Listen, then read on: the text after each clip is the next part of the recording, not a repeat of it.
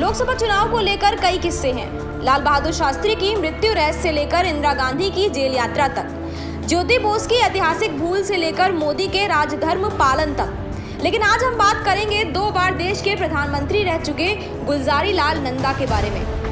असमुद्र हिमाचल आज भी उन सभी लोगों को याद करता है जो इस देश के प्रधानमंत्री की कुर्सी पर बैठे। यहाँ तक कि मोदी, नेहरू, इंदिरा, राजीव जैसे दिग्गजों, इंद्र कुमार गुजराल और देवगौड़ा जैसे नेताओं को भी भुलाया नहीं गया है। लेकिन इस लिस्ट में एक नाम ऐसा भी है जो आज हमारे बीच किसी तरह भुला दिया गया है। उनकी चर्चा के बिना हमारा कुर्सी किस्सा अधूरा रहेगा।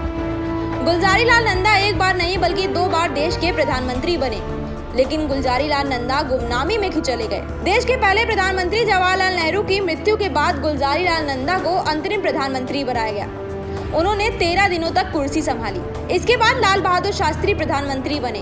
उनकी रहस्यमयी मृत्यु के बाद गुलजारी लाल को अस्थायी रूप से फिर से कुर्सी पर स्थापित किया गया, लेकिन उनकी सेवा अवधि भी 13 दिन की ही थी, जिसके बाद इंदिरा गांधी देश की नई प्रधानमंत्री बनी। गुलजारी लाल का जन्म 1898 में अविभाजित भारत के सियालकोट में हुआ था। उन्होंने अपने करियर की शुरुआत एक वकील के रूप में की थी और उन्होंने इलाहाबाद में प्रैक्टिस की। 1921 में इस व्यक्ति का जीवन अचानक से बदल गया जब वो अर्थशास्त्र के प्रोफेसर के रूप में मुंबई के नेशनल कॉलेज में शामिल हुए। उसी समय महात्मा गांधी की उनसे मुलाकात हुई और सुनने में आया कि राष्ट्रपिता ने उनसे स्वदेशी आंदोलन में शामिल होने का आग्रह किया। वो उन्हें कपड़ा मजदूरों को एकजुट करने की जिम्मेदारी देना चाहते थे। गुलजारी लाल भी सहमत हो गए। हालांकि गांधी जी ने उनसे कहा था कि परिवार को सूचित करने के बाद ही सो आए। बाद में गुलजारी लाल ने अपने जीवन में आए निर्णायक मोड़ के बारे में बताते हुए कहा कि मानसिक अशांति के कारण मैं पूरी रात सो न सका। आखिरकार मैंने परिवार को बताए बिना ही जिम्मेदारी लेने का फैसला किया। ये केवल शुरुआत थी। गुलजारी लाल की जिंदगी पूरी तरह से बदल गई। देश की आज़ादी के लिए लड़ते हुए उन्हें 2 बार जेल भी जाना पड़ा। दरअसल इलाहाबाद विश्वविद्यालय में अर्थशास्त्र की पढ़ाई के दौरान वो समाजवाद में विश्वास करने लगे। उन्होंने अपने राजनीतिक पथ की दिशा तय की। गांधी जी ने 1916 में मजदूर महाजन संघ की स्थापना की, जो कि देश में कपड़ा श्रमिकों का सबसे पुराना संघ है, जिसकी अध्यक्ष अंसुआबेन साराभाई थी। गुलजारी लाल ने इस संघ की कमान संभालकर संगठन को मजबूत किया। वे 1946 तक टेक्सटाइल लेबर एसोसिएशन के अध्यक्ष रहे। देश में श्रमिकों को एकजुट करने के लिए उनका योगदान ऐतिहासिक है। इसी बीच 1922 में वो असहयोग आंदोलन में भी शामिल हो गए। जिस वर्ष देश को स्वतंत्रता मिली उस वर्ष गुलजारी लाल ने जिनेवा में अंतर्राष्ट्रीय श्रम सम्मेलन में भाग लिया। समाजवाद को समझने के लिए यूरोपीय देशों की यात्रा करने का अवसर मिला। उनका सपना नव स्वतंत्र देश में उस समाजवाद का अभ्यास करने का था। वो देश की समस्याओं से विभिन्न प्रकार से जुड़ रहे थे। 1957 में उन्होंने गुजरात की साबरकांठा सीट जीती और वहां के सांसद बन गए और वे श्रम मंत्री भी बने।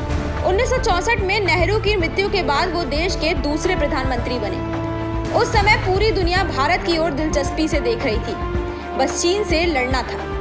नेहरू की मृत्यु के बाद देश में लोकतंत्र का भय गहराता जा रहा था।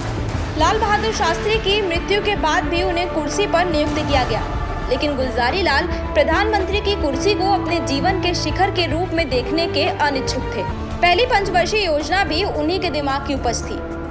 श्रमिक संघों से लेकर प्रशासन तक काम के शौकीन व्यक्ति के रूप में जाने जाने वाले इस व्यक्ति ने हमेशा खुद को भ्रष्टाचार के विपरीत ध्रुव पर रखा। 1971 तक विभिन्न मंत्रालय संभाले, लेकिन 1975 में राजनीति से संन्यास ले लिया।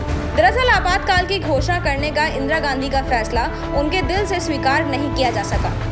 कुल मिलाकर आज के भारत में खड़े होकर वह व्यवहारिक रूप से एक एलियन लगते हैं। उनके बैंक खाते में कभी भी कुछ हजार रुपए से ज्यादा नहीं रहे। भ्रष्टाचार के खिलाफ हमेशा मुखर रहने वाले इस व्यक्ति ने पिछली सदी के शुरुआती 8 दशक में एक विशेष सेल बनाया था।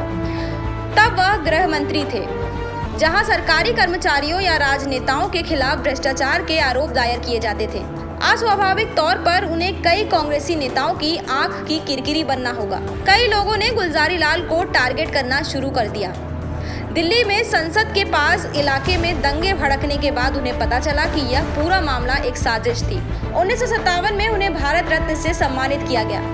अगले वर्ष अपनी शताब्दी तक पहुंचने से पहले गुलजारी लाल का निधन हो गया। वो निजी जीवन में हमेशा सरल रहना चाहते थे। उनकी मृत्यु के समय उनके पास कोई निजी संपत्ति नहीं थी। वो कहते थे कि गांधीवाद के सिद्धांतों से दूर रहना ही भ्रष्टाचार में लिप्त होने का कारण है। एक साधारण जीवन शैली स्वाभाविक रूप से भ्रष्टाचार को पास आने नहीं देती। जितनी कम जरूरतें होंगी उतने ही कम पैसे की जरूरत होगी। उनकी मृत्यु के 2.5 दशक बाद भी गुलजारी लाल के ये शब्द भारतीय राजनीति के कोने कोने में बने हुए हैं। जैसे जैसे समय बीत रहा है, ये दर्शन और अधिक प्रासंगिक होता जा रहा है और गुलजारी लाल नंदा गुमनामी के किनारे से उभर रहे हैं। Desk report, TV11।